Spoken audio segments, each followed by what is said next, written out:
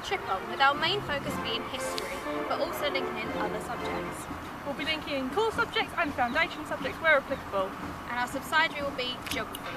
So come and join us on our trip into history. So beginning our risk assessment, we are going to ensure that the children come in a line, holding hands in pairs, because behind me is a public park and we don't want to get the children lost. To get the children here, we'll be using a coach. The coach has been parked directly outside the museum, so there'll be no need to take the train or make any unnecessary travel. To bring the children in, we will make sure they are wearing high-vis jackets, as it is a public attraction. We don't want any children getting lost, and then we will take them to the west entrance where school groups can enter the attraction. The museum recommends that we have a ratio of 1 to 15 children per adult, and we think that that's a little bit too big a group, so we would go for 1 to 6 or 1 to 5.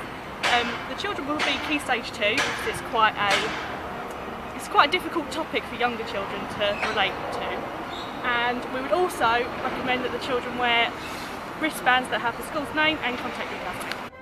Okay, so this is the entrance where the school would come in, but before we go in, we make sure that we do a head count to make sure that we've got all the children. Prior to this, we have discussed noticeable risks in the external environment and are going to discuss our risk assessment in more detail, using our own knowledge and guidance from the museum.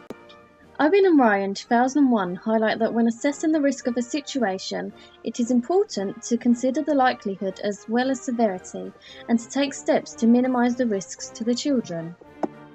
Hence, in our plan, we have calculated all possible risks and rated them for both likelihood and severity by stating whether they are low, medium, or high risk, and have detailed our actions to reduce these.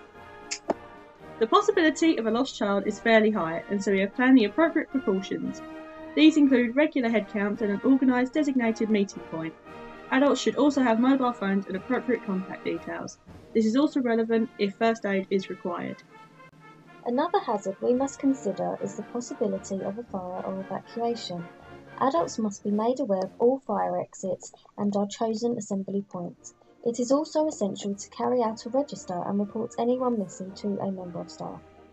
In the unlikely possibility of an extreme evacuation, we will follow the museum's protocol. We plan to use a coach to travel to the museum, and so must consider associated risks. Children should be briefed on how to carefully get on and off the coach, and should be seatbelted throughout. Adults should be spread equally throughout, and should stand at the side of the road when the children are lining up. If the coach breaks down, adults should keep children calm and maintain good communication with the coach driver. If the coach were to cancel on the day, we may have to reschedule the trip, as in our opinion, we would like more adults if we were to use public transport into London during rush hour. If a child or adult becomes ill on the trip, appropriate measures should be in place. Sick bags and a first aid kit will stay with a designated first aider, and if adults are unable to stay with their group due to their own illness or a child's, then their group should be split equally. It may be necessary to travel back to school, and so adults should ring ahead. Also, all adults should be aware of allergies or medical conditions amongst the children, and necessary equipment will be available. There are many staircases in the museum, and this may be a tripping hazard. Similarly, outside there is uneven ground, and so children should be reminded to walk carefully throughout. Prior to the trip, children should be told to bring appropriate footwear. This could be trainers, as we feel especially girls' footwear can be quite slippery. Another low risk to children is the weather. They should be reminded to either bring sun cream or to be cautious of slippery ground after rain. Finally, it is important to consider how every child will be included. Prior to the trip, the museum and coach should be checked for appropriate accessibility. Children with special educational needs and disabilities should all have appropriate adult support if required. We are now going to shift our focus onto our curriculum map. A focus of our visit was the Family in Wartime exhibition. It gives the children the opportunity to learn more about the topic before continuing work about this at school.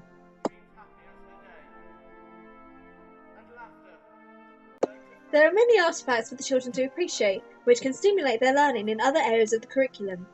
This has supported the development of our curriculum map, in which we have suggested many cross-curricular activities. Barnes 2011 supports cross-curricular learning and suggests that they can motivate high-quality learning when appropriately used within the curriculum. Dixon and Hales 2014 proposed that museums offer children the opportunity to interact with the artefacts and other resources they may hold. For example, we found a trench in the museum which is beneficial for the children. They can sit in there and experience what it was like for a family at wartime. This is our curriculum map, which has been planned based on the children visiting the museum at the beginning of the topic. Our main focus is history, with heavy links into geography. This cross-curricular approach is supported by Catling 2006, who explains that the two subjects develop children's sense of place. Corbishley 1994 further supports this, explaining that in order to understand the geographical background of a place, references must be made to its history. Prior to the trip, we will do an activity so that the children have a brief understanding of the time period. During our pre-visit, we bought some artefacts that we believe could be used in an activity called evidence bags. Rigg and Hughes 2013 explained that children are presented with artefacts from which they have to determine the owner. As we walked around the museum, we found various artefacts and interactive activities that inspired the ideas for our curriculum map. We're beginning our tour in a family in wartime. As you can see, we've got an Anderson shelter where children can sit, and we'll be discussing how a family in general lived in wartime with things such as rationing and evacuation. We can link this Anderson shelter to science because we can test what materials would be good to make our own Anderson shelter back at school. This is reflective of the DT national curriculum, as the children will be able to make their own Anderson shelter that is fit for purpose and for a particular group of people. Another science element would be the blackout curtains, because you can look at what materials would be suitable to you. Another element in geography could be discussing on how different the lives were for people who lived in this time. For example, using things like gas lights and coal fireplaces, and how it's so different from how we live today. The museum displays a map which highlights the effects of the war on the local area. This could be transferred into the classroom, as Rowley and Cooper 2009 supports activities such as investigating locality to see the influence of the invaders and settlers on the landscape. Rationing. We could use this in literacy, the children could make their own rationing cards, and in maths they could answer questions about how much they would need to save up to make a cake or recipe.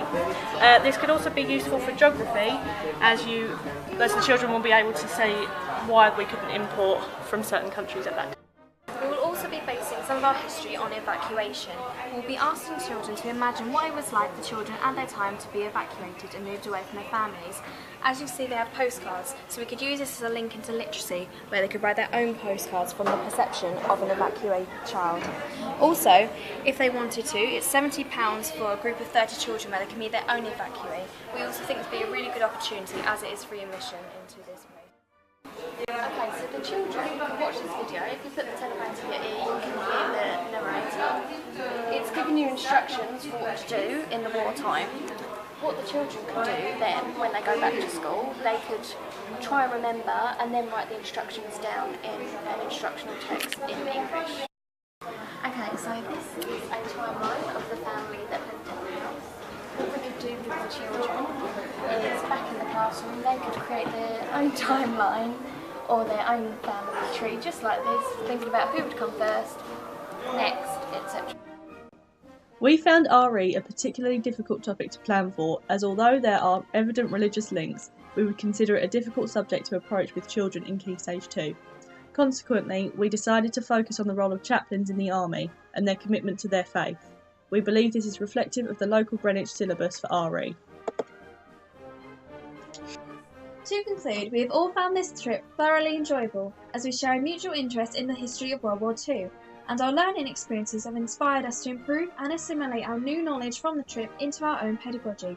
This experience will also be similar to the children's own learning journey.